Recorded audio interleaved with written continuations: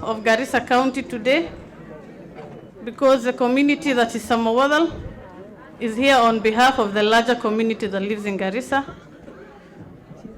My plea, my request is that we unite beyond tribes, and we take my particular request of running for the seat of 2027, the woman representative seat, not to Samawadal alone, not to Awudah, not to Auliahan, not to all other communities, but to the residents of Garissa County, because we live among many people. When I joined Parliament, I was nominated in the year 2022 by a party called ODM Party.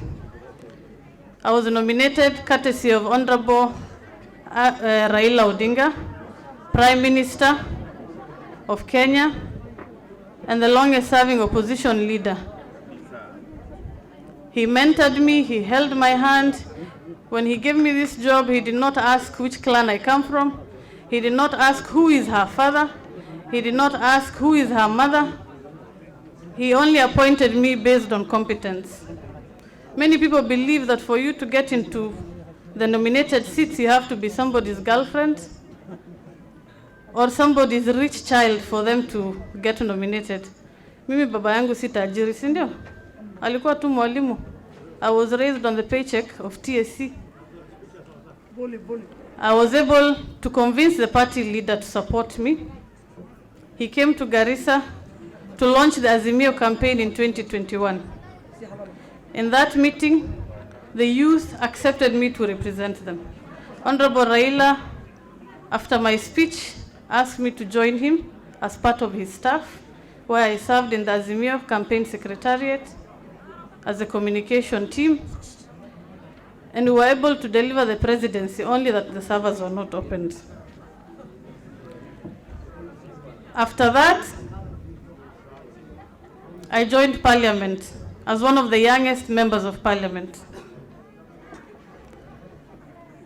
I was able to pick on 3 key issues, because a member of Parliament without an agenda, and if you are never recorded on the Hansard, it's like you had never stepped foot in the House.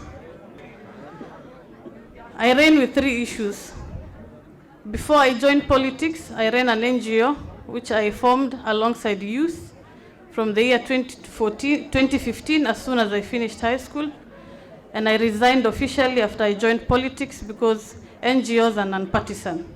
I resigned in 2021. Over that period, I was able to fundraise millions of money to be able to support education of young girls. I've sponsored at least 50 girls before I joined politics.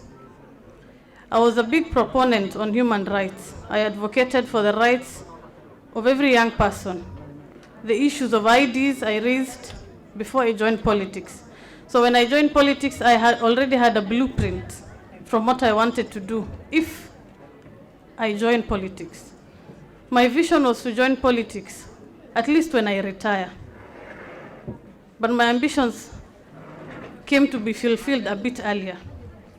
In my first attempt, I was able to join national politics and came in as a member of Parliament. And I'm running on 3 key things. When I came to the House, I said, nobody will go missing and become a footnote anymore.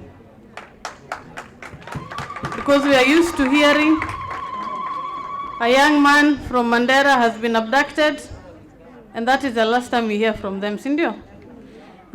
So you remember the shallow graves in Mandera. You remember that time It's a history in our country where young people were found dead, bundled in graves in Mandera County.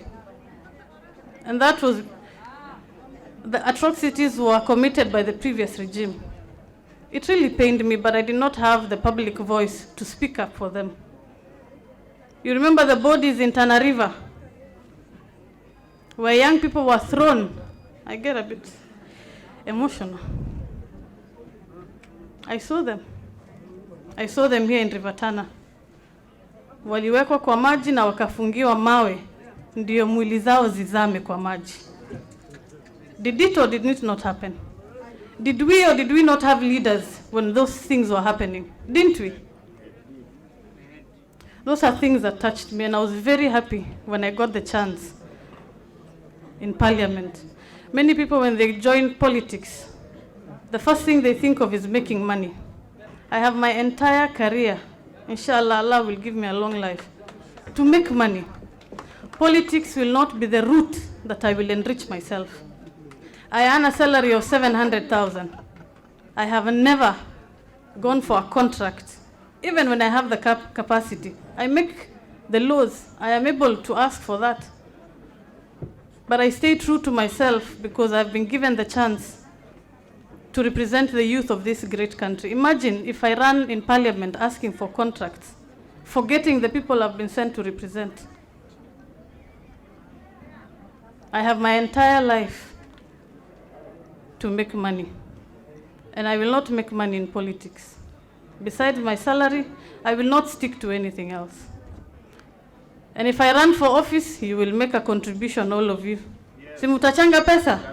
Because munapatia watu kiti, wanaingia na pesa zao, millions of money. People campaign on millions of money. Let me tell you the truth, the residents of Garissa. If somebody campaigns on 40 million shillings and they get into office, what will they do? They will want to recover that money within the first year of staying in office. Ukweli urongo? Mtu akichaguliwa na pesa milioni 50, atafanya nini akipata hiyo kiti? Atakukumbuka wewe? Atakumbuka nani? Pesa yake yenye alitumia, si ndio? Na muhimu kabisa, mimi ni msichana Muislamu. I can die any minute. If I amass all that amount of money, si nitakufa tu. Nitapeleka wapi? I have no hurry. My interest is to be a voice of the people. And I've come through Samawodal today because you will be the ones to submit my agenda to the larger communities in Garissa County, far and beyond the Ogadens. My plea is that you're able to support my ambition. Do not look at me based on my age, because mimi hata sijafika miaka 30. Ukisema hii ni msichana mdogo, wacha akae chini, nitaenda wapi na nimeanza kazi kutoka juu? Huh? Do not look at me based on who or where I'm married from, because that is a conversation that is there. Do not look at me based on whose child am I. Look at me as a leader who is able to represent your agendas, because lawmaking is a space for the people. All of you cannot sit in Parliament. Only one person can sit in Parliament to represent us. I ask you to support me in my bid so that I become your voice in the House, so that I do not disappoint you, inshallah. And I'm not talking to you as Samawadal, because nyinyi mushanipea mkono, si ndio? I am asking you to reach far and beyond to every resident of Garissa County. On the issues of abduction, I have done my bit and I will continue. There are many young boys who are abducted and some that are missing. I will continue to speak for them. On the issues of IDs, in 2021, when I was given the platform by my party leader, I said we have a challenge with vetting and passports and IDs. We are vetted. Who is your father? Where do you come from? Unauliza mtu ameishi Garissa 3rd, 4th generation, where do you come from? On the floor of the House, I have raised that issue many times and I've said, let us be treated as equals. We are no longer guests in this country as a Somali community, and as a nomadic community, and as a pastoral community. And I'm very grateful to H.E. Ruto, His Excellency, for removing the vetting and opening the passport office. Every time I rose on the floor, I asked for the passport office to be reopened and the vetting to be removed. And when he came in February, he made a declaration in Wajir and he said, I have removed those two. I was very happy because I felt my voice was heard. That is the work of a representative. And I will continue to do that and very much more. We are headed in a generation where corruption will end, tribalism will end. In 2010, during the promulgation of the Constitution, we were given the voice of the ballot, and from the time we achieved multipartism, we were able to send who can represent us in the House. What we are currently experiencing as a country is to have institutional democracy, where institutions are able to jail the corrupt, execute without intimidation from Parliament, the judiciary, and the executive. So that these three arms of government are able to work hand in hand. And I support the process that we are going through as a country, and I believe that the government of the day will continue standing with the young people and hearing their voice. Changes do not come overnight. And I want to appreciate my party leader for standing with the president on issues that we are in agreement and on issues that we are in disagreement. We are going through a process as a country, and we'll continue to pray for peace, and we'll continue to pray that Allah will protect our country. We do not have another country. This is the only